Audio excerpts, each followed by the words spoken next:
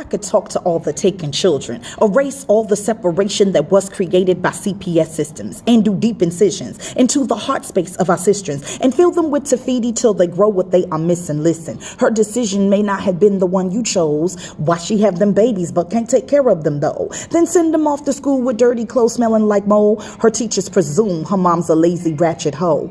What's up, y'all? This is your girl, the hip hop mama, Princess Best, and I speak because I seek to heal, empower, amplify, activate, and liberate the voices of women and girls so that we can have better communities and a better world. Those lyrics are, and the lessons of those lyrics come from a song called The WombPrint, which is inside of my book, My BARZ Heal Scars, The WombPrint to Healing the Girl Within.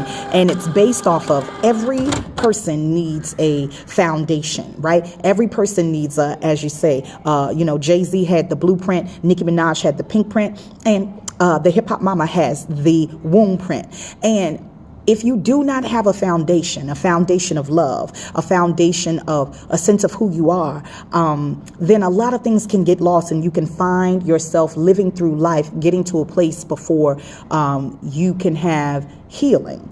And I work in, I tell people all the time, I work in schools and I work in environments where I am exposed to particularly young girls and women of all ages who are experiencing different levels of trauma throughout their lives. And so one of the main reasons why for me using hip hop is so important is because it gets the message through clearer, quicker, faster, and in a way that one's eyes can see and one's ears can hear. And so that's exactly what we're going to be breaking down at this hip hop theater keynote presentation at Sankofa Video and Books this coming weekend, March the 30th at 4:30 p.m. to close out Women's History Month. I wrote the WombPrint for a lot of different reasons, but those particular, I just want to talk about it because I hadn't put out a podcast in a while, and this was on my brain. But I remember being at a particular site, and I remember some folks talking about there was some girls left after school, and that the parents, particularly the mothers, had not come to pick the students up, and there was this conversation around how much the parents don't care, and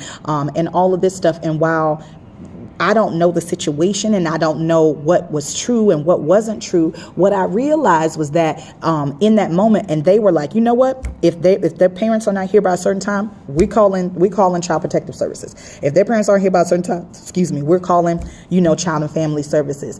And particularly within the indigenous community, the Black community, the ancient people's community, the idea of that a lot of the healing that we do, sometimes we bring in outside forces. So when I say, we're quick to make that CFSA call, it's so easy oftentimes for people to call CPS or CFSA, and when there's child endangerment, I do understand it. When there's true child endangerment, I do understand it. But oftentimes, what are the steps before we even get to that process? See, that's the point that I'm trying to make, is that what is the line of what we have done as a community of women and girls, sisters, brothers that care about us? What is it that we've done before we get to the point where we actually call the authorities, on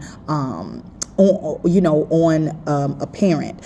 What kinds of steps, what kinds of offers do we make in terms of their mental health? So once again, I want to make sure that you all join me for March 30th, because we're going to be breaking down my bars, because they heal scars when you listen and you break down and you listen with your whole heart.